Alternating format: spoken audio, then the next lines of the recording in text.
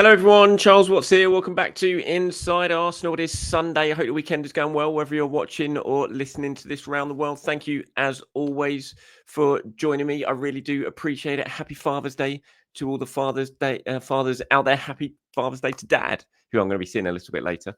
Looking forward to coming over and catching up with you. Happy Father's Day, Dad. If you're watching, I hope you are. You usually are. If not, I'll let you off on today, of course. But yeah, happy Father's Day to everyone else around the world. I hope you're having a good day. Hope you're suitably being spoiled as well. Right, plenty to talk about today. Mainly about strikers, it has to be said, because look, it's Arsenal, it's the summer. If we're not going to be talking about strikers and who Arsenal might be signing, then what else are we going to talk about? Because it seems to be the dominant thing, which I'm sure we all expected, to be fair, once the transfer window did open.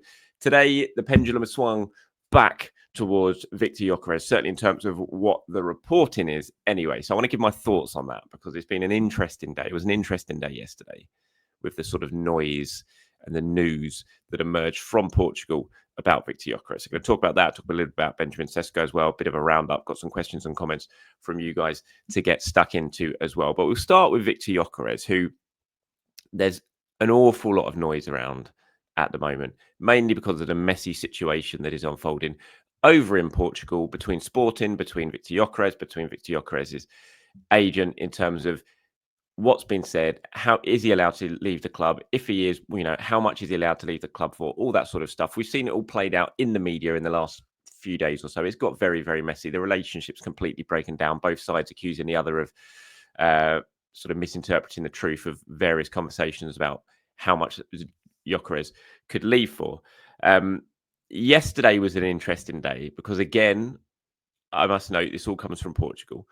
The news sort of emerged and was plastered all over the Portuguese newspapers, on the websites, that Viktor Gyokeres has told Manchester United he does not want to sign for them, that he wants to sign for Arsenal. He's waiting out for a move to Arsenal. So this was obviously big, big news. It was all over the place yesterday. We've all seen it.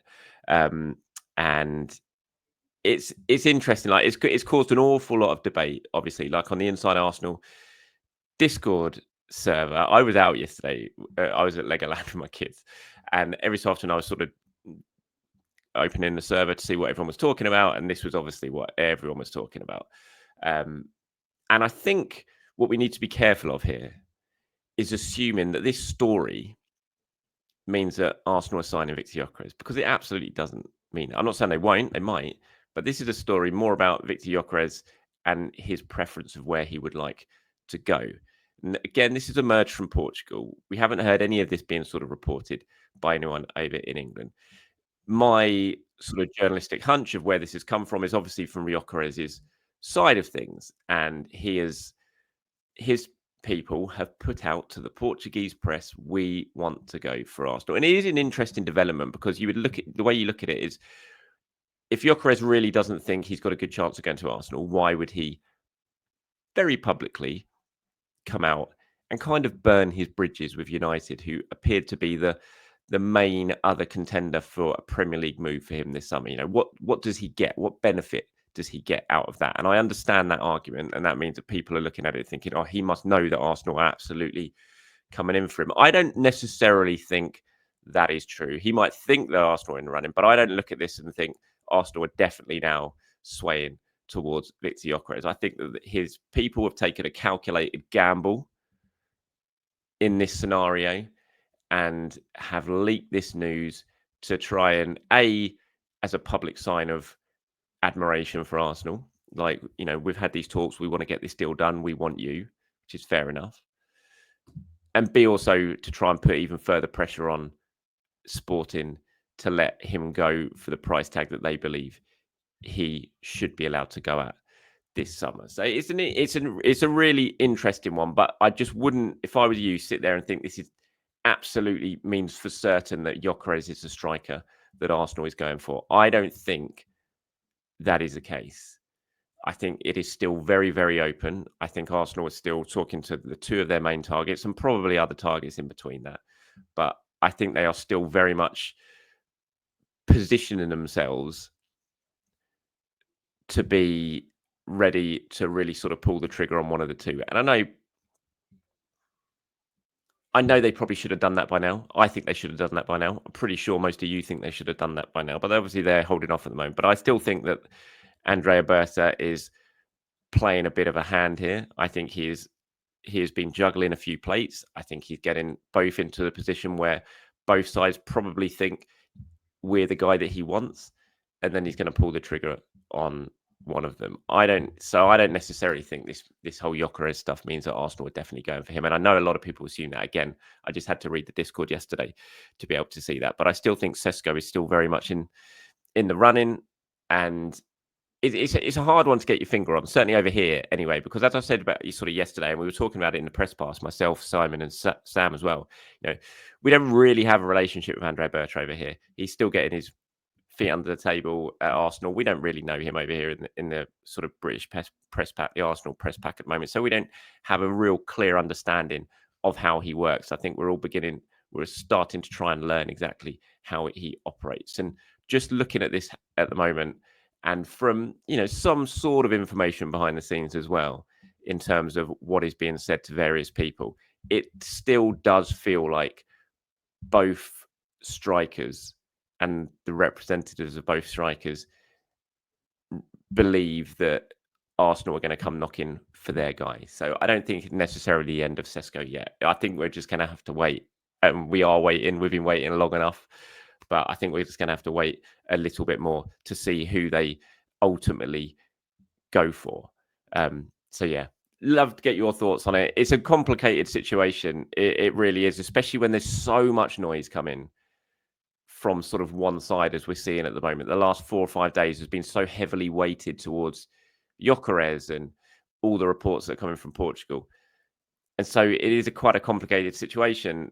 But yeah, I would still just be a little bit calm about it all at the moment and just wait to see where they go. I don't think we're going to have to wait too much longer. I don't think we can wait too much longer. They're going to have to make a decision sooner rather than later. And I think that will come at some point. A lot of people have been in the comments. I've seen it all saying, does this mean we're going to sign both? I don't think that's going to happen. I do not envisage any way that Arsenal win this transfer window with both Gyokeres and Sesko. It's just not going to happen. They are positioning themselves to pull the trigger on one of the two. Or maybe it will be a wild card. But either way, I don't see any way that both of those strikers arrive at Arsenal this transfer window. So I wouldn't get excited about that. But yeah, we'll wait and see what happens. But as I said, I don't think we're going to have to wait too much longer. Surely we can't wait too much longer before a decision is taken. Right, a few bits and pieces elsewhere before we wrap this one up for today. Fabio Vieira is in action a little bit later on today. The Club World Cup has now kicked off. Reluctantly, I am talking about it on today's show just to give you the news that there is some sort of Arsenal interest to watching it if you are indeed anyway inclined to watch this tournament. It did kick off yesterday with a 0-0 draw. Infantino did manage to give away enough free tickets for the stadium to look close enough to being full. But it was a 0-0 draw of Inter Miami and Al Ahly, I think it was. But yeah, Arsenal interest does start today with Fabio Vieira. His loan means that he can play in these games with Porto. They're playing Palmeiras today, which is the other group from the game that kicked off last night. I think Bayern Munich and PSG are playing today in games as well. So it is all starting to kick off. I have absolutely no interest in this tournament, aside from seeing how Vieira gets on. And that's pretty much it. I have to say, I just got no appetite to watch this tournament. I don't even know what it's being shown on, to be honest. I don't even know what network or broadcaster's got it. It's not being shown on the sort of prime time over here in the UK. I don't know about wherever you guys are watching it in the world, but I have absolutely no inclination to watch this made-up tournament that is just running players into the ground. But look, hopefully Fabio has a good tournament. He can play well. Maybe that puts himself in the shop window a little bit more, and that helps Arsenal's chances of getting a bit of money for him this summer. But yeah, Fabio Vieira, if you want to watch Porto, then you can watch Fabio Vieira a little bit later on today. Internationals wise, in England under-21s are in action today. I think they play Slovenia in the under-21s European Championships. A win today should guarantee them passage through to the quarterfinals. Nwaneri came on as a sub in their opening game against the Czechs a few days ago. Played really well when he came on. It'd be interesting to see if that cameo has got himself a spot in the first team, in the first 11 today, or if he'll just stay as an impact sub. He is the youngest player in that England squad by about 18 months, which again, I think just shows how young Ethan Nwaneri is. And we don't really think about that now because we're so used to him being around. But he's still so young that he's the youngest player in that England under-21s group by 18 months, which is pretty remarkable. But he's in action. I think Tommy Setford started for England yesterday in their draw for the England under-19s as well. Had a decent enough game by all accounts, Tommy Setford. So a few internationals to watch and get stuck into a little bit later on today. Right, let's move on to some questions now before we wrap this one up today. Matthew has got in touch. Says, "Hi Charles, maybe you want to keep in your back pocket for a slow news day in the summer break. Pretty much every day at the moment is a slow news day when it comes to Arsenal in the summer break." Matthew, you say talk of expanding the Emirates has gone quiet. Personally, I'd keep the capacity as it is, but make improvements, including improvements to the pallet system. I think a lot of people will agree with you there. Thinking about alternative revenue streams, SoFi has COSM next door, i.e. the massive IMAX style screen that shows the football. If we had something like that, it could be a decent moneymaker. Obviously, London land is at a premium. Maybe we could redevelop somewhere, ideally fairly near to the Emirates, so fans going there would still kind of feel part of the match day atmosphere. If it was done well, people would definitely pay £20 a match, wouldn't they? Plus, the club can make non-match day revenue from it as well. I mean, yeah, like you said, London is places to build in London are at a premium, especially around North London, around where the stadium is. I can't see him being able to put up a complex like that, as good as an idea as it may be. In terms of talk of expanding the Emirates, it has gone quiet, but I mean, it's just been carrying on in the sort of background for about 18 months now. You know, they are genuinely looking at it. They're looking at options, looking at what they can do. And but it's a really complicated situation. There's so many factors they have to factor in, so many parties they have to talk to before they even get to the stage of actually kind of making it official and actually opening talks with the people they need to open talks with round in Islington. So it is a complicated situation when it comes to the Emirates, but they are looking. I know that there've been, feasibility studies have been taking place. Various different options have been explored to see if it is even a possibility. And I wouldn't be surprised if we hear something at some point, maybe in the next 12 months, in terms of what they believe could be possible. But we'll have to wait and see on that. But in terms of, the huge sort of SoFi stuff, next door and all that, as impressive it is over in the States, you just look at the amount of land they've had to be able to build those sort of things on around there. There just isn't that available near around North London. So I can't see anything like that happening. I have to say, Josh was not the only person to raise this suggestion in the comments, by the way, when I was talking about Nico Williams yesterday and looking like he might well be heading to Barca. Josh says, if Barca get Nico, do you think a move for Rafinha could be a possibility?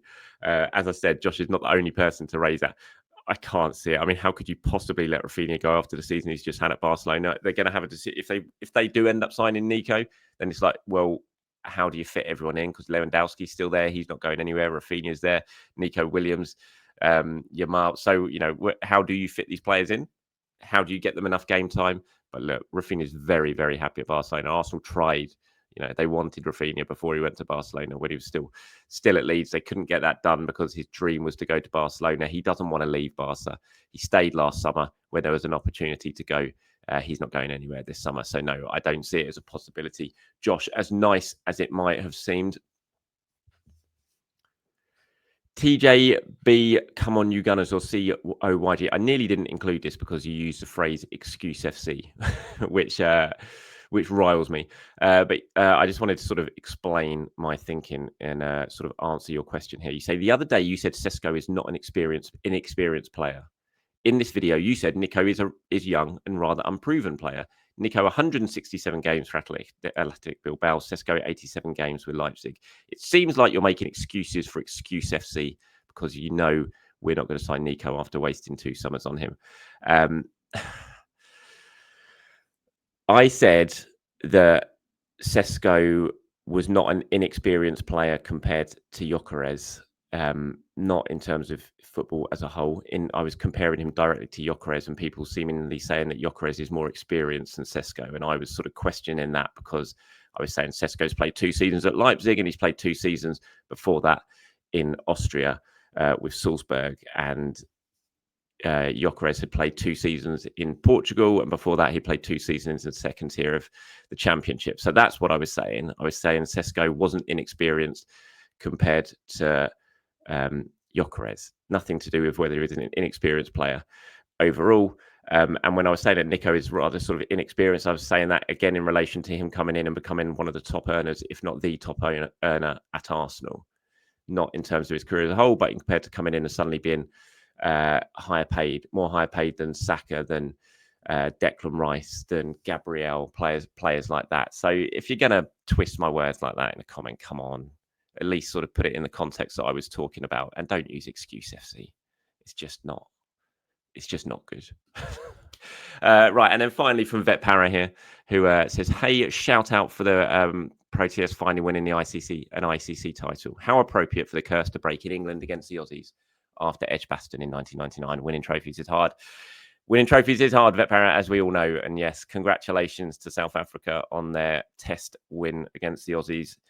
Fantastic test championship final as well. Brilliant.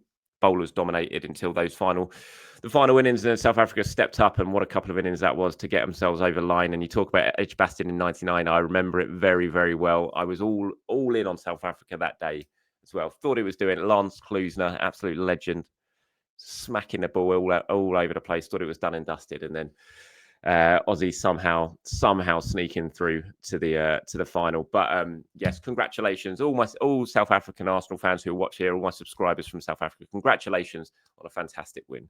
I hope you enjoyed it, and you beat the Aussies, so we all wanted you to win as well over here. So congratulations to you. And that's it for today, everyone. Bit of a short one for your Sunday. Thanks for watching. Thanks for listening. Enjoy the rest of your weekend. I'll be back tomorrow to do it all over again. Bye-bye.